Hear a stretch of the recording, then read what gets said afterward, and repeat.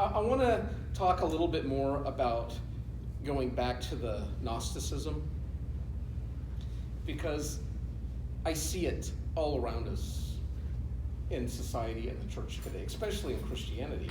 And it has to do, if you remember the great chain of being, way of God, demiurge, spirits. Okay, so we talked about this idea that here we have spirit, which equals good, and then we have matter, which is evil. And here we have poor humans who have this spirit, soul piece, trapped in this body or physical piece. What the Gnostics were promising was, if you come in and you learn their teachings, Gnosis was Greek for knowledge. And their idea is, if you come and join us and learn from us, it's literally like climbing a stairway or a ladder to heaven.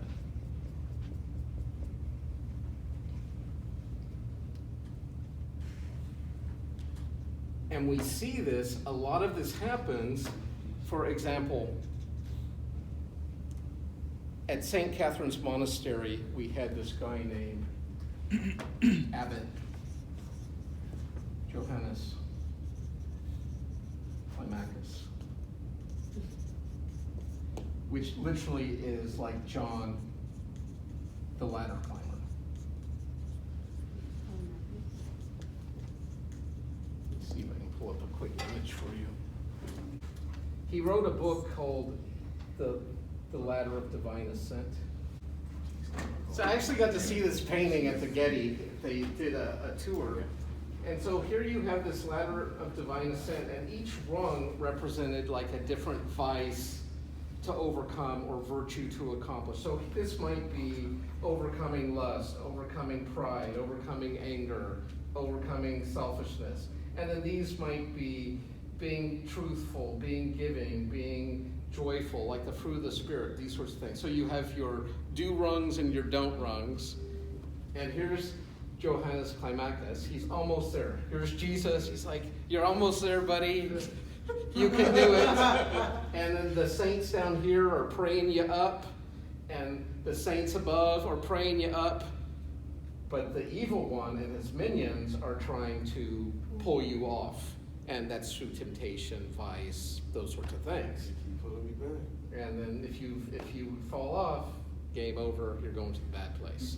But if you persevere, you get to be here. People, this is not Christianity. This is Manichaeism. This is that ladder climbing Gnostic sort of thing. And the way you can tell, like I said, biggest red flag to me is once they start saying spiritual things are good, physical things are evil. That should be your first clue you're entering Gnostic land. Doesn't seem like anybody makes it cross though. Not many. Who's the guy in front of him? Probably some humble saint that keeps his mouth shut, just obeys God and loves his fellow man. He's not wearing his white silk robe with gold embroideries. I just see, what the heck? I just see several people falling and nobody. Yeah. They're too. You gotta focus. You can't be worried about the people ain't making it. You gotta focus. See, that just said no. I was not. Anyway.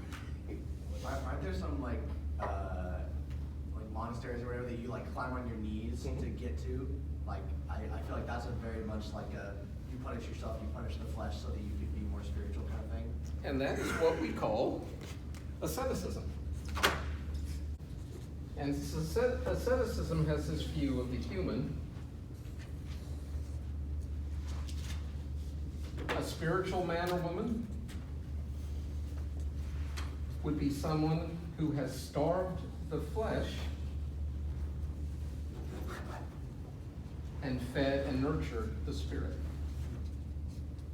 The carnal man or woman is someone who has starved the spirit, so it's anemic, it can't even fight the flesh anymore, and they have fed the flesh. How do you feed the flesh? By doing all that stuff. But what's bad stuff? Eat, drink, Yeah, eat, drink, and be merry. That's feeding the flesh. Anything that's fun. Anything that feels good to the senses is feeding the flesh. The way you feed the spirit is like psalms, hymns, philosophy, theology, right? The dry stuff from Heraclitus. That's soul drying purification. I've even heard this in our own chapels. The old saying about inside each of us are two dogs or two wolves, a black one and a white one, a good one and an evil one, right? It's that whole good and evil scenario, that dualism again. And then the response is like, well, which dog or which wolf is going to win? And the answer is always the one you feed. Right? That's the one that's going to win. But you see the Gnosticism there? It's where you see in the little cartoons where you got like an angel on one shoulder and a demon on the other, and they're both vying for your affections and your loyalty. That's Gnostic dualism. This is not Christianity. But see, it appeals to the flesh because we get to feel good about ladder climbing or feeling so spiritual. When you take ethics with me, I don't know if I have time to get into this right now. Part of the problem is what people think flesh is. What is the flesh? Do you guys know enough Greek for, we have different words in Greek. So we have the Greek word soma, which can mean body, but we also have the Greek word sarx, which is often translated flesh. But depending on the context, sarx can mean your physical material body, muscle, bone, tissue, or it could mean the appetites that come from having a body, like the desire for rest, shelter, comfort, sexual gratification. Those sorts of things would be appetites that come from having a physical body. Doesn't mean the appetites are wrong or evil, but they're there because you have a body.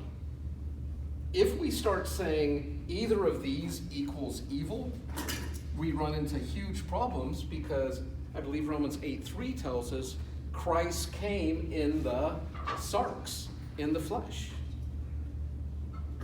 And that's when I was saying about the gospel according to Judas, those Christological heresies we had in the early church were often around this idea of Christ was either had to be fully God, because if he had any humanity, he would be tainted, he wouldn't be perfect, or he was a physical human that this perfect Spirit of God kind of like possessed, but then left upon crucifixion.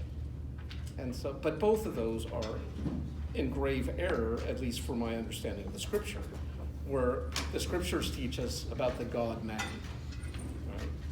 The soul and spirit. We still see this in Christianity today, but it's this idea that through my will, through my efforts, through the strength of my self-discipline and self-control, I can suppress these appetites I have, and then the Spirit can be more powerful within me. As opposed to these people where they are slaves to the flesh because it consumes them. They're constantly thinking about how can I gratify these appetites I have, these desires. And so they are carnally minded, not spiritually minded.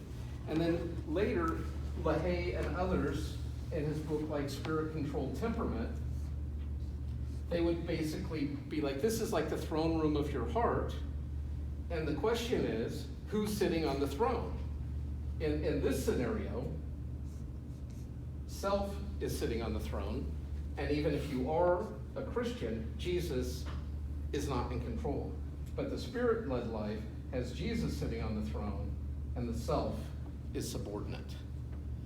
But still, these are problematic in this dualistic sort of thinking, this good and evil sort of thinking. And as long as you think this physical material body is actually evil, that's a problem. And so Augustine, coming out of this Manichaeanism, is going to have to deal with these sorts of things.